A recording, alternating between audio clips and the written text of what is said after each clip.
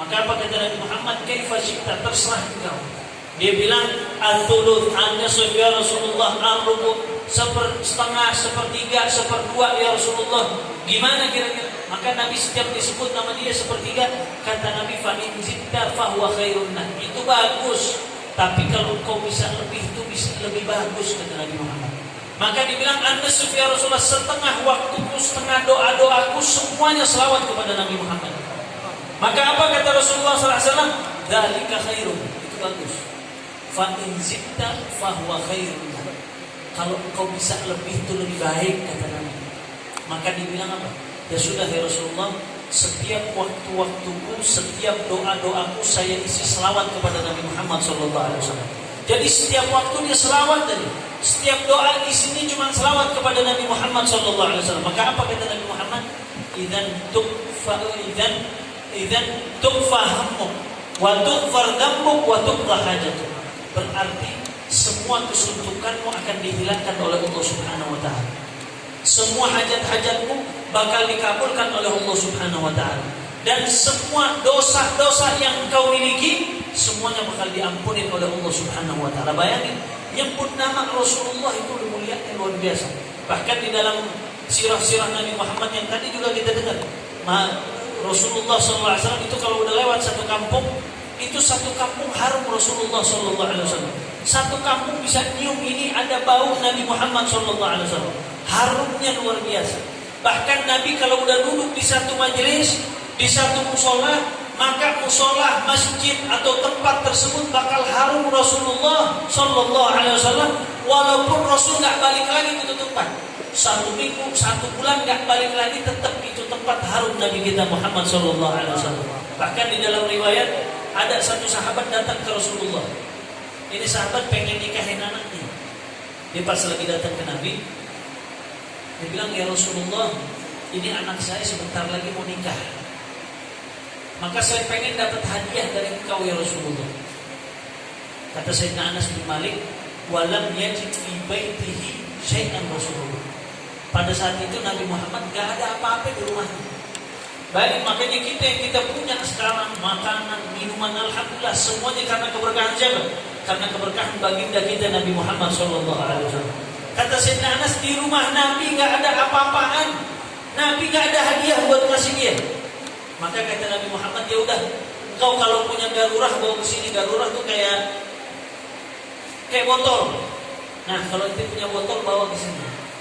Mau sekarang atau besok? Subhanallah, ini orang besok dia datang, dia bawa botol. Dipikir sama Nabi ini mau dikasih apa? Mungkin mau dikasih madu, kali dikasih minyak, apa mau dikasih apa? Sama Nabi Muhammad kebetulan pas dia datang, Nabi lagi keringetan. Nabi ngumpulin keringetnya itu. Sama Nabi dikumpulin, ditaruh di itu botol. Di tangannya dikumpulin, ditaruh di itu botol.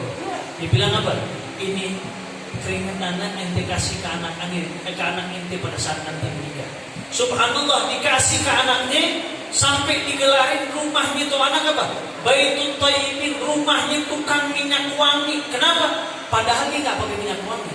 Dia pakai keringat siapa? Keringat baginda Nabi Muhammad SAW. Setiap sahabat bingung, ini orang harum betul.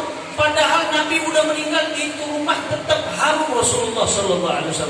Jadi menunjukkan kita punya Nabi Muhammad SAW ini luar biasa. Bahkan di riwayat dibilang apa? Walam yujad lahu dhillun. Rasulullah tuh gak ada bayangannya, kagak ada kalau jalan. Kalau kita kena matahari aja mungkin udah ada bayangannya. Kena lampu biasa mungkin ada bayangannya. Tapi Rasulullah SAW gak ada bayangannya sama sekali. Kenapa? Fa inna syamsa yajri fi wajhi.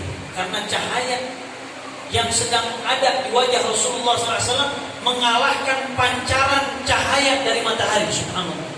Bahkan di dalam ulama-ulama yang lain mengartikannya bagaimana? Karena Allah gak rela bayangannya diinjak sama siapapun, bayangan Nabi kita Muhammad SAW.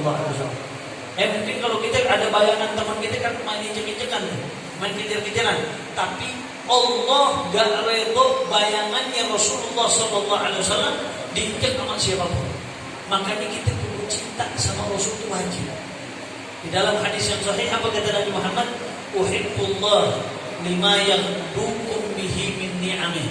Cintailah Allah Subhanahu wa taala. Kenapa? Karena Allah memberikan kita nikmat begitu banyak. Bahkan Allah di dalam Al-Quran bilang apa? Wa in ta'uddu nikmatallahi la tuhsuha. Kalau kita mau hitung-hitung nikmat dari Allah Subhanahu wa taala, kita enggak bakal bisa hitung. Dan Nabi meneruskan, wa ahibbuni li hubbillah.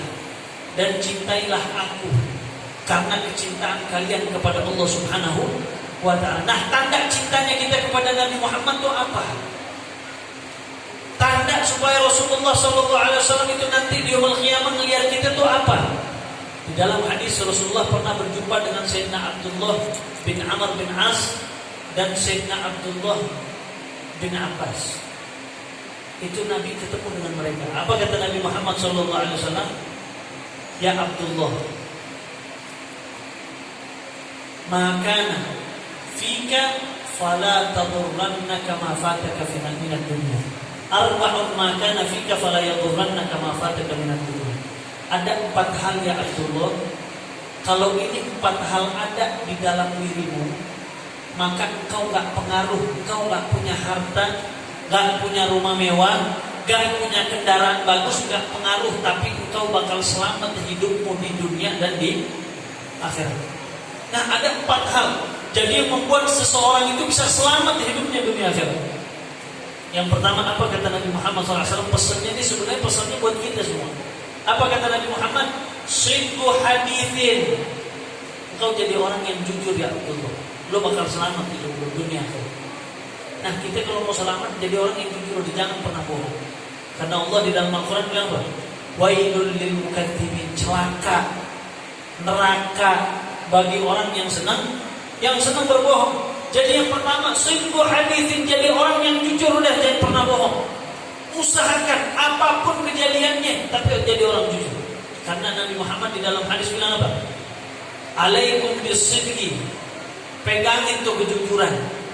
Fa inna sidqa yahdi ilal bir, wa innal birra yahdi ilal jannah.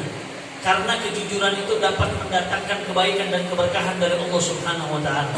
Dan kebaikan itu bisa menghantarkan kita masuk ke surganya Allah Subhanahu wa taala. Maka yang pertama, udah jadi orang jujur, jangan pernah bohong. Itu yang pertama. Apapun keadaannya, kita lagi susah, kita lagi gimana, jangan pernah berbohong. Bahkan dulu ada kisahnya Abu Nawas. Abu Nawas ini lagi mau nyoba, mau melihat nih orang-orang di zamannya kira-kira jujur apa kagak. Dia di kampungnya bilang, dibuka kofiahnya. Dia bilang sama orang-orang, Masya Allah. Dia cuma niahan dulu sama orang. Dia bilang, Masya Allah, di kofiahnya ada surga. Tuh ada bidadari lagi loncat-loncat tuh.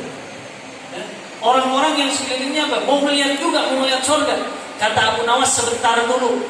Ini nggak mungkin ada yang bisa melihat kecuali udah sampai ke Magomane.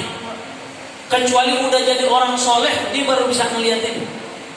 Ajib, ya akhir. Akhirnya orang-orang dilihat, kagak melihat orang pertama, orang kedua gak melihat, orang ketiga gak melihat.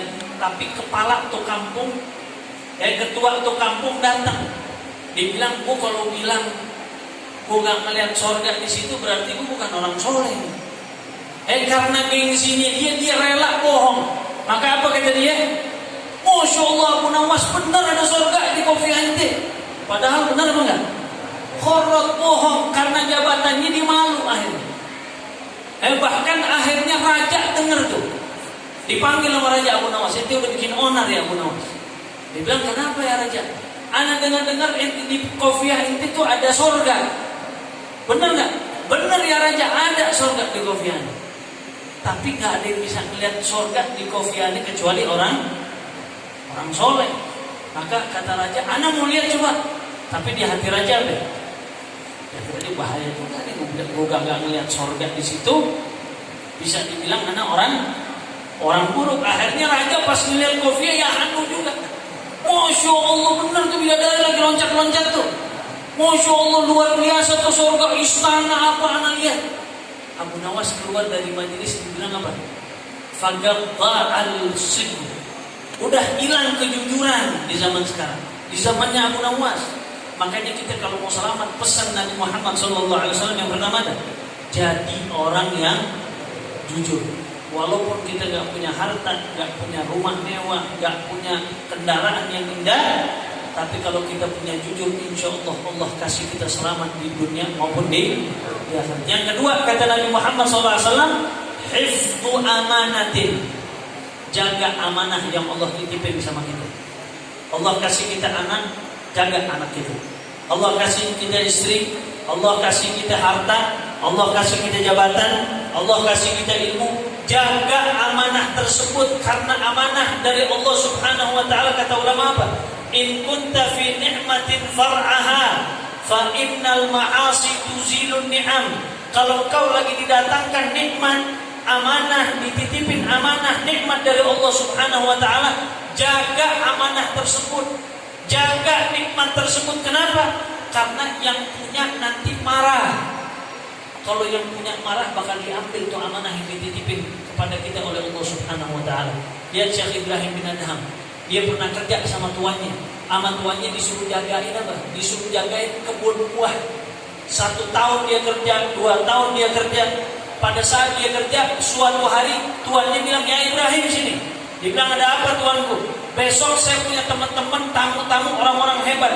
Tolong carikan buah-buah yang seger, yang manis-manis."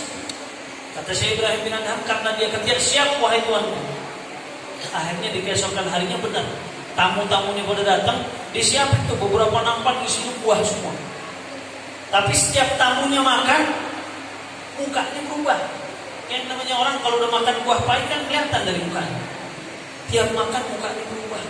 Nih, tuannya Ibrahim bin Adham akhirnya dicobain tuh buah. Subhanallah, benar buahnya hanya pahit, kagak enak. Dipanggil, "Ya Ibrahim sini." Dibilang, "Kenapa tuanku?" Dibilang, "Saya nyuruh engkau cari buah yang enak-enak, yang manis-manis. Ini tamu-tamu istimewa saya." Maka apa kata Syekh Ibrahim bin Adham? "Wallah, saya bersumpah, dari pertama saya kerja sampai sekarang, tugas saya jagain kebun buah, bukan memakan apa yang ada di kebun buah." Kita coba kita balikin ke kita. Kita kalau suruh jaga warung, kira-kira berapa banyak ciki yang hilang tuh? Hah? Berapa banyak ciki yang hilang, permen hilang, pulang bawa aqua sekerdus. Hah? Maka Nabi Muhammad bilang apa? Jaga amanah. Walaupun engkau gak punya harta rumah mewah, maka engkau akan diselamatkan oleh Allah Subhanahu wa taala di dunia maupun di akhirat. Dan yang ketiga kata Nabi kita Muhammad sallallahu alaihi wasallam, husnul khuluqin. Kita harus punya akhlak yang baik. Ikutin Nabi Muhammad. Kata Nabi di dalam hadis yang sahih, "Agrabu minni majlisan yaumal qiyamah ahasinukum khuluqan." Orang yang paling dekat dengan Nabi Muhammad SAW nanti di yaumul qiyamah itu akhlaknya yang baik. Buat apa ente banyak ilmu, hafal Quran, hafal ratusan ribu hadis, tapi nggak punya akhlak? Kata Nabi Muhammad di dalam hadis apa? "Man izdada ilman wa lam yazdad hudan, lam yazdad minallah illa bu'da." Sesiapa orang yang nambah ilmunya, nambah kepinterannya, tapi gak nambah akhlaknya, hidayahnya, taufiknya dari Allah Subhanahu wa taala, berarti menunjukkan tidak ada yang bertambah kecuali kejauhan dia dan Allah Subhanahu wa taala. Waliyadillah. Lihat berapa banyak orang masuk Islam karena akhlak Rasulullah sallallahu alaihi wasallam. Berapa banyak orang masuk Islam karena akhlaknya sahabat-sahabat Nabi Muhammad. Berapa banyak ulama-ulama kita, para habaib, para kiai kita terdahulu masuk ke Indonesia yang mereka sebarkan akhlak yang mulia, akhirnya mereka cinta kepada Rasulullah sallallahu alaihi wasallam. Dan yang terakhir pesan Nabi Muhammad apa? Iffatu tu'matin, makan makanan yang halal. Jangan makan makanan yang haram. Jangan apa aja main sahabat aja. Orang kalau udah makan senapan, yang dimakan depannya boleh nyomot temennya. Udah ente makan situ aja dulu. Main bungkus aja makan, nampan baru masuk langsung masukin plastik, boleh nggak? Hukum fikihnya makanan yang disediakan di situ ngabisinnya boleh di rumah nggak? Nggak boleh, habisin di situ. Kecuali izin sama sahibul bait. Anak mau bawa nih 2 nampan ke rumah, boleh nggak? Kalau dibilang boleh lu bawa, kalau dibilang atau nggak ngomong sahibul baitnya, cuman mukanya agak belipet dikit, berarti boleh nggak dibawa? Nggak boleh. Makanya